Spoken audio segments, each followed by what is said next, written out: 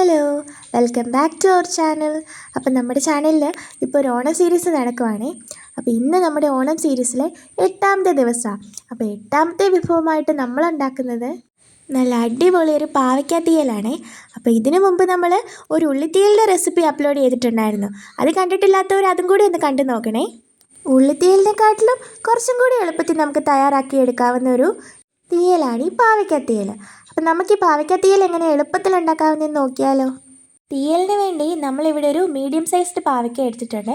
അത് ഇതുപോലെ നീളത്തിൽ കനം കുറച്ച് നമ്മൾ കട്ട് ചെയ്ത് എടുത്ത് വെച്ചിട്ടുണ്ട്. ഈ ഒരു സൈസും ഷേപ്പും മതിയാകുമേ. ഇനി നമുക്ക് തീയലിന് വേണ്ടിയിട്ട് ഒരു മുറി തേങ്ങയോളം നമ്മൾ ചിരണ്ടി എടുത്ത് വെച്ചിട്ടുണ്ട്. ഇനി നമ്മൾ തീയലിലേക്ക് ആവശ്യമായത് ചെറിയുള്ളിയാണ്. ചെറിയുള്ളി ആഡ് ചെയ്യുന്ന നമ്മുടെ തീയലിന് നല്ലൊരു ടേസ്റ്റ് കിട്ടും. പിന്നെ 2 തണ്ട് കറിവേപ്പില നമ്മൾ എടുത്തിട്ടുണ്ട്. പിന്നെ എരിവിന് വേണ്ടിയിട്ട് കുറച്ച് പച്ചമുളക് നമ്മൾ എടുത്തിട്ടുണ്ട്. പിന്നെ ഒരു നാരങ്ങ സൈസ് വലുപ്പത്തിൽ നമ്മുടെ വാളംപുളിയും നമ്മൾ പിഴിഞ്ഞെടുത്ത് റെഡിയാക്കി വെച്ചിട്ടുണ്ട്. ഇനി നമ്മൾ തീയലിലേക്ക് വറുത്തിടാനായിട്ട് ചെറുതായിട്ട് കട്ട് ചെയ്ത് തേങ്ങയുടെ പീസസും എടുത്ത് വെച്ചിട്ടുണ്ട്. ഇനി നമ്മൾ 2 ടേബിൾ സ്പൂണോളം മുളക് പൊടിയും പിന്നെ 1 ടീസ്പൂൺ മഞ്ഞൾ പൊടിയും പിന്നെ 1.5 ടേബിൾ സ്പൂണോളം മല്ലിപ്പൊടിയും കൂടി എടുത്ത് വെച്ചിട്ടുണ്ട്. ഇനി നമ്മളൊരു കടായി അടുപ്പത്ത് വെച്ച് അത് ചൂടാവുമ്പം വളരെ കുറച്ച് മാത്രം ഓയിൽ ഒഴിച്ച് കൊടുക്കുന്നുണ്ട്. നമ്മൾ കോക്കനട്ട് ഓയിലാണ് എടുത്തേക്കുന്നത്. ഇനി അത് ചൂടാകുമ്പോൾ നമ്മൾ അതിലേക്ക് ആഡ് ചെയ്ത് കൊടുക്കുന്നത് ഒരു മുറി തേങ്ങ നമ്മൾ ചിരണ്ടി വെച്ചതാണ്.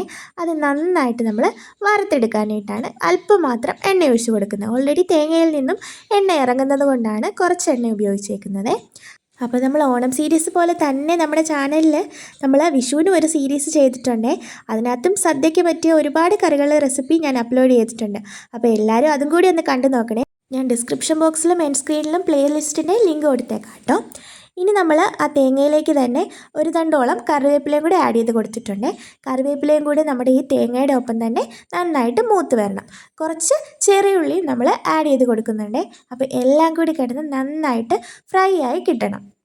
അപ്പോൾ എല്ലാവരും ഇപ്പം തന്നെ നമ്മുടെ ഈ വീഡിയോ ഒന്ന് ലൈക്ക് ചെയ്യണേ. കൂടാതെ നമ്മുടെ ചാനലും കൂടി എല്ലാവരും ഒന്ന് സബ്സ്ക്രൈബ് ചെയ്യാനായിട്ട് പ്രത്യേകം ശ്രദ്ധിക്കണേ. അപ്പോൾ ഇപ്പോൾ നമ്മുടെ തേങ്ങ എല്ലാം കൂടി നന്നായിട്ട് ഫ്രൈ ആയി കിട്ടിയിട്ടുണ്ട് കേട്ടോ. കണ്ടോ, ഇതാണ് നമ്മുടെ തേങ്ങ മൂത്ത് വരേണ്ട ആ ഒരു കറക്റ്റ് പാകം എന്ന് പറയുന്നത്. ഇനി നമ്മൾ ഇതിലേക്ക് ആഡ് ചെയ്ത് കൊടുക്കാൻ പോകുന്നത് നമ്മൾ നേരത്തെ എടുത്ത് വെച്ചേക്കുന്ന മുളക് പൊടിയും മല്ലിപ്പൊടിയും മഞ്ഞൾ പൊടിയും കൂടിയാണ്. അപ്പോൾ ഈ സമയത്ത് നമ്മുടെ ഫ്ലെയിം ഒന്ന് ലോ ആക്കാനായിട്ട് എല്ലാവരും മറക്കാതെ ഒന്ന് ശ്രദ്ധിക്കണേ.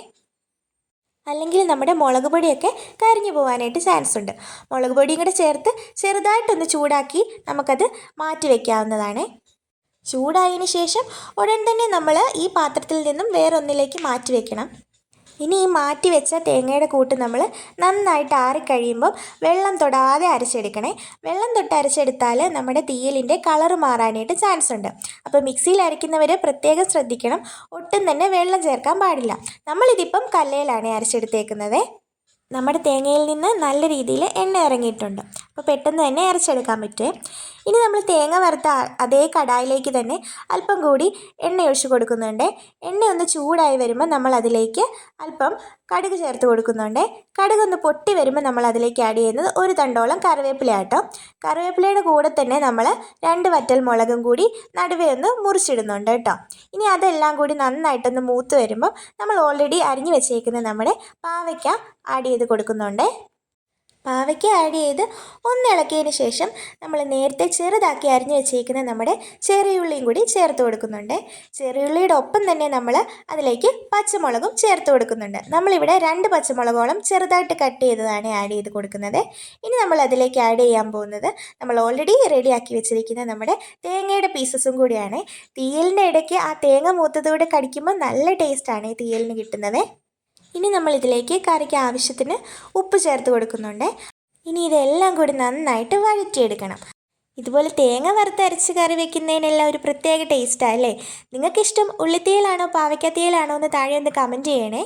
അപ്പോൾ നമ്മുടെ പാവയ്ക്കയെല്ലാം ഇവിടെ നന്നായിട്ട് വഴന്ന് വന്നിട്ടുണ്ട്.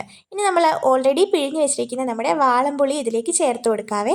പുളിയൊക്കെ നമ്മുടെ ആവശ്യത്തിനനുസരിച്ച് ചേർത്ത് കൊടുത്താൽ മതിയാകും. കുറച്ച് ആഡ് ചെയ്തിട്ട് നമുക്ക് പുളി പാകത്തിനാകുമ്പോൾ ഒരുപാട് കൂടാതെ പ്രത്യേകം ശ്രദ്ധിച്ച് കുറച്ച് മാത്രം ആഡ് ചെയ്ത് കൊടുക്കാവേ.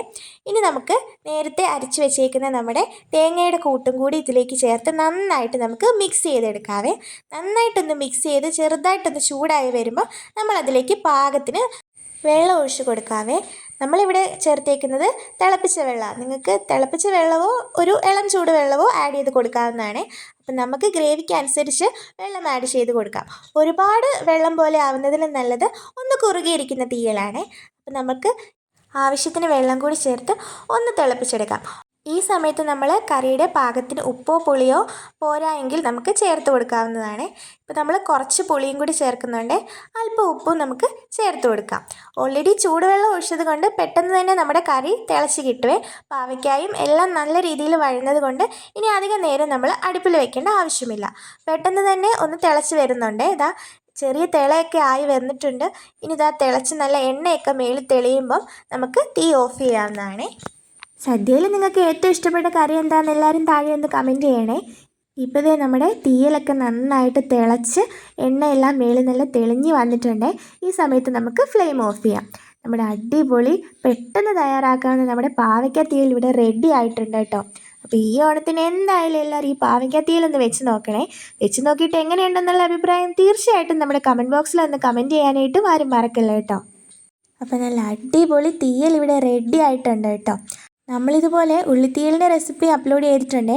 അത് കണ്ടിട്ടില്ലാത്തവർ അതും കൂടി ഒന്ന് കണ്ടു നോക്കണേ. അപ്പോൾ നമ്മുടെ വീഡിയോസ് ഇഷ്ടപ്പെട്ടാൽ ഈ വീഡിയോ ഒന്ന് ലൈക്ക് ചെയ്യാനും നിങ്ങളുടെ ഫ്രണ്ട്സിലേക്ക് ഇതൊന്ന് ഷെയർ ചെയ്യാനും കൂടാതെ നമ്മുടെ ചാനൽ ഒന്ന് സബ്സ്ക്രൈബ് ചെയ്യാനും ആരും മറക്കല്ല കേട്ടോ. ഓണത്തിന് വേണ്ടിയിട്ട് ഒരുപാട് റെസിപ്പി വീഡിയോസ് ഇനിയും നമ്മുടെ ചാനലിൽ അപ്ലോഡ് ചെയ്യുന്നതായിരിക്കും. അതൊക്കെ അപ്ലോഡ് ചെയ്യുമ്പോഴേ കിട്ടാനായിട്ട് എല്ലാവരും നമ്മുടെ ചാനൽ ഒന്ന് മറക്കാതെ സബ്സ്ക്രൈബ് ചെയ്യണേ.